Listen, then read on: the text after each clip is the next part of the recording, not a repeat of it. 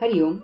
भगवान आद्य श्री शंकराचार्य कृत चरपट पंजरिका स्तोत्रम अर्थात भजगोविंदम. योगदास श्री जयगणेश जोशी यांचे प्रवचन. स्वतःचा शोध. काते कांता कस्ते पुत्रः संसारोऽयमतीव विचित्रः. कस्य त्वं कः कुत आयातः तत्त्वं चिन्तय यदिदं भ्रातः. कोण तुझी पत्नी, कोण तुझा मुलगा? हा संसार महाविचित्र आहे.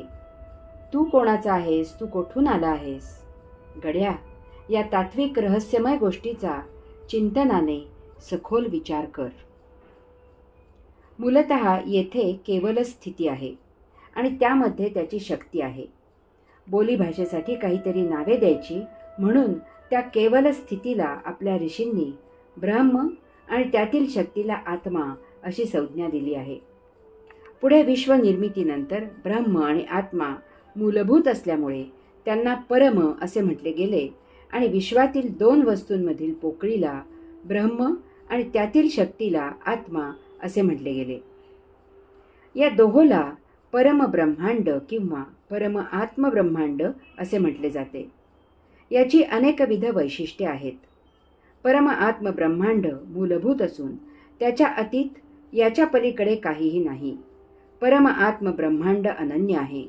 येथे दुसरे काहीही नाही. आत्मब्रह्मांड एकमेवाद्वितीय आहे. हेच मूलभूत आहे आणि हेच अंतिम आहे. त्यामुळे हेच शून्य आहे आणि तेच पूर्ण आहे. ब्रह्म म्हणजे अमर्याद पोकळी आहे. ती रिकामी जागा अनंत आहे. पोकळी जागा असेही म्हणणे योग्य नाही, परंतु आपल्याला समजावे म्हणून असे शब्द वापरायचे. ते इतके अमर्याद अनंत आहे की ते सतत पसरतच असते. त्याच्या पसरण्याला अंत नाही.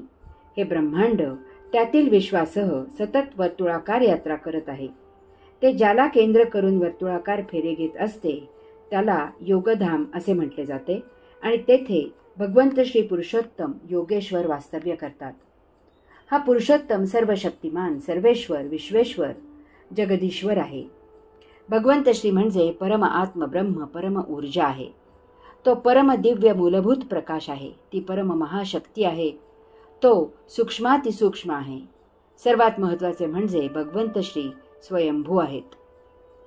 या स्वयंभू परम आत्मशक्तीने स्वतःमधून विस्फोट केला आणि त्यामधून ओम असा न भूतो न भविष्यती असा महादिव्य महाध्वनी झाला.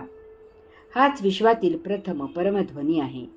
त्यामुळे या ध्वनीद्वारे त्या परमशक्तीने स्वतःची ओळख करून दिली.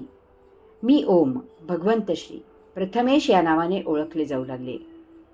या विस्फोटामधून हे महाविस्मयकारक असे विश्व निर्माण झाले.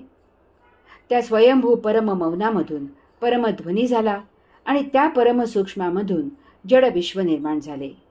अदृश्य दृश्य झाले. अरूप रूपवान झाले. निराकाराला आकार आला.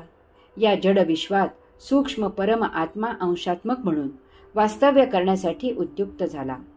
त्याने काही ग्रह त्यांच्या आसा सभोवती तिरके करून येथे ऋतू निर्माण केले. त्याने अशा ग्रहांवर सूक्ष्म अंशासभोवती जडदेह धारण केला. जडदेह धारण करताना येथे पंचमहातत्वे निर्माण झाली. देह जीवित राहण्यासाठी अन्न वस्त्र निवाऱ्याची सोय म्हणून पंचमहातत्वांमधून विविध वस्तू जगत निर्माण झाले. या जडदेहाची उत्क्रांती होत होत येथे 84 लक्ष प्रकारचे विविध जीव निर्माण झाले आणि त्या 84 लक्ष जीवात एकमेकांच्या संयोगाने सृजन होऊन त्यांची प्रजा वाढत गेली. विश्व आणि त्यातील चल अचल सजीव निर्जीव अशा सर्व वस्तू जगताची व्यवस्था त्या स्वयंभू परमात्म्याने स्वयंभू अशीच लावून दिली आहे. एकाचे जे त्याज्य आहे ते दुसऱ्याचे ग्राह्य आहे. हे सारेच महाविस्मयकारक आहे, अद्भुत आहे. या पार्श्वभूमीवर भगवान आद्य श्री शंकराचार्यांनी या स्तोत्रात जे मूलगामी असे प्रश्न निर्माण केले आहेत त्यांचा विचार आपल्याला करायचा आहे. या विश्वातील प्रत्येक गोष्ट म्हणजे त्या सूक्ष्म परम ऊर्जेचे काही काळाकरता जडात झालेले रूपांतर आहे. त्या जडात अल्प काळासाठी परम आत्म्याचा अंश देह धारण करून निवास करतो. तो अंतरात्मा स्वयंभू असल्यामुळे त्याचा तो वर्तन करतो. यामुळे येथे वस्तूमध्ये भिन्नता भासमान होते. उदाहरणार्थ, निरनिराळी मुले वाळूत निरनिराळी चित्रे तयार करतात. तसा अंतरात्मा स्वयंमर्जीने वस्तुजगत हाताळत असतो. त्यामुळे येथे विविधता, वैचित्र्य तयार होते. हे जे वैचित्र्य आहे, हीच त्या परम आत्म्याची लीला आहे. ही स्वयंनिर्मित लीला अवलोकन करण्यासाठी तो योगेश्वर येथे विविध रूपे घेऊन अंशात्मक रूपाने वास्तव्य करतो. असे हे वास्तव्य करताना जीवाचा त्यातील काही वस्तुजगताशी संबंध येतो. त्यातील काही सजीव असतात तर काही निर्जीव असतात. काही वस्तुजगत अनुभवताना सजीवाला त्यात जरा जास्त गोडी निर्माण होते आणि त्यातून त्या सजीवात विविध भावविभाव तयार होतात. येथेच नाते संबंध तयार होतात. याचा अंतरात्म्याशी काहीही संबंध नसतो. आपण प्रवास करत असतो. त्यात काही तासांकरता आपला सहप्रवाशाशी परिचय होतो. आपण एकमेकाशी काव्यशास्त्र विनोद करतो. आपापले ठिकाण आले की जो तो पाय उतार होतो आणि निघून जातो. त्यानंतर आपली आणि त्या सहप्रवाशाची कधीही भेट होत नाही. आपण एकमेकांना कायम करता विसरूनही जातो. तेथे भावनांचा तर प्रश्नही निर्माण होत नाही. हे ज्या व्यक्तीबद्दल जरा जास्त कालावधीसाठी घडते तेथे भावना निर्माण होतात आणि आपण संबंध मानायला सुरुवात करतो. नाती तयार करून त्यांना विविध नावे देतो. हे मानसिक असते. वास्तवात जीवन जगताना परिचित झालेली प्रत्येक गोष्ट, प्रत्येक वस्तू फार अल्प प्रमाणातच परिचित होत असते.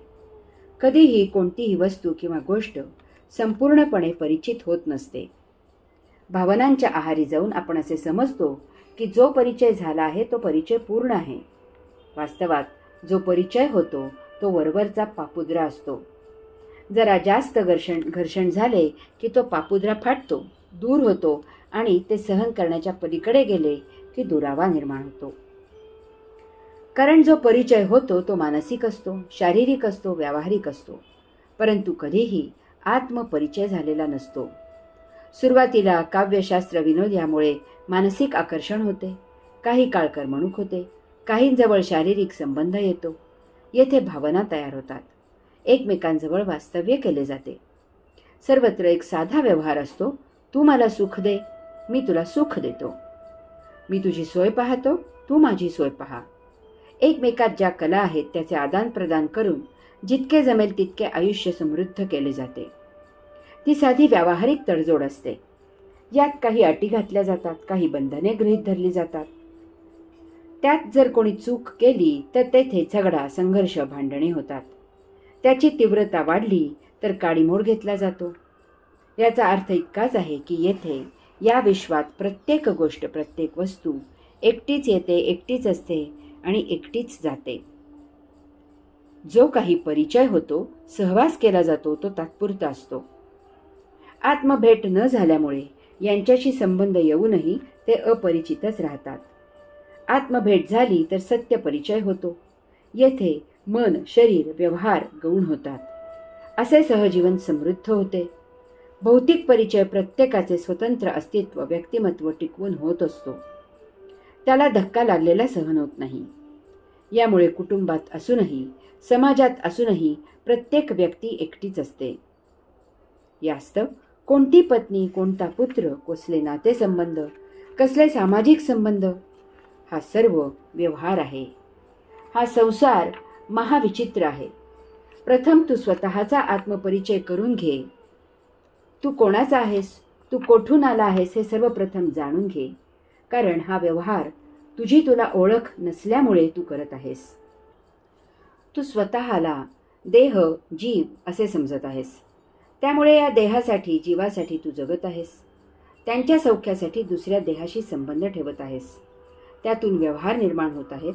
त्यामुळे भावविभाव निर्माण होतात आणि त्यात जीवन जगायचे राहून जाते. जीव जिवंत ठेवणे, देहाचे चोचले पुरवणे म्हणजे जीवन जगणे असा तुझा गैरसमज झालेला आहे.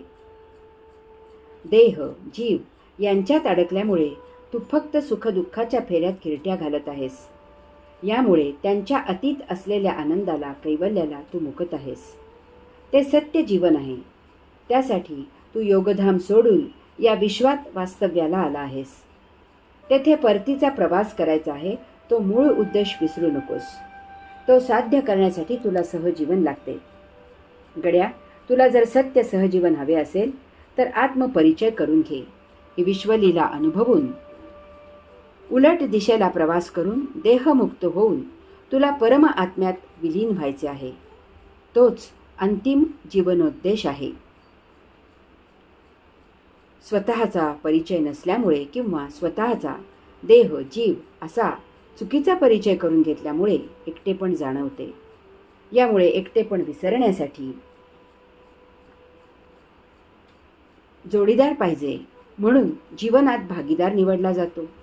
भागीदाराचा वैयक्तिक, शारीरिक, मानसिक, बौद्धिक, कौटुंबिक, सामाजिक किंवा असाच सर्व भौतिक परिचय करून घेतला जातो. परंतु त्याचा आत्मपरिचय काही करून घेतला जात नाही. स्वतःचाही बाकी सर्व भौतिक परिचय करून दिला तरी आत्मपरिचय करून दिला जात नाही.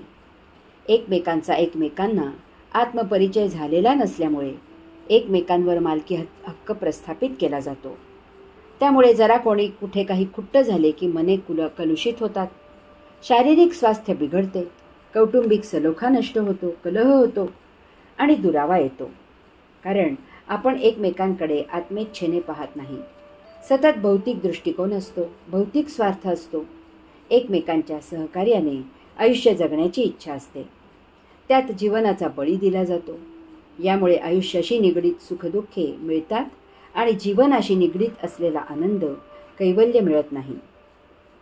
दोघांकडेही आध्यात्मिक ज्ञानाचा दुष्काळ आहे. दोघांनाही आत्मज्ञान अपरिचित आहे. दोघांनाही अंतःकरणातील आत्म्याचा पत्ता माहीत नाही. मग काय होणार? दोघेही भौतिक उपभोगांचे कटोरे हातात घेऊन एकमेकांकडे भीक मागत आहेत. परंतु असे दोन भिकारी एकमेकांना भीक कसली आणि कशाची घालणार? तेथे भौतिक अपरिहार्यता म्हणूनच एकमेकांकडे पाहिले जाते. त्यात कसे तरी आयुष्य जगले जाते, परंतु त्यात जीवनाचा बळी दिला जातो. आपण एकटे होतो, एकटे आहोत आणि एकटेच असणार आहोत. आपण अनन्य आहोत.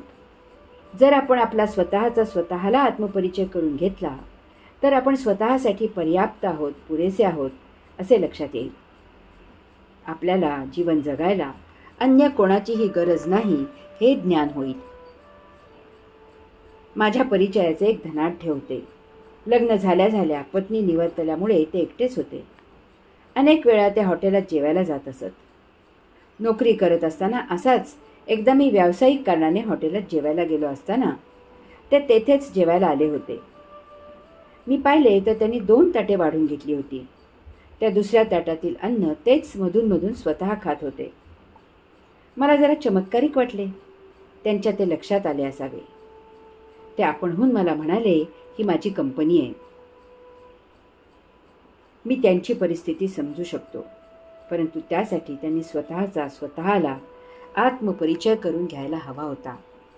यासाठी नियमित दररोज जितके जमेल तितके ध्यान लावा. स्वतःशी जितके मौन निश्चल बसता येईल तितके बसा.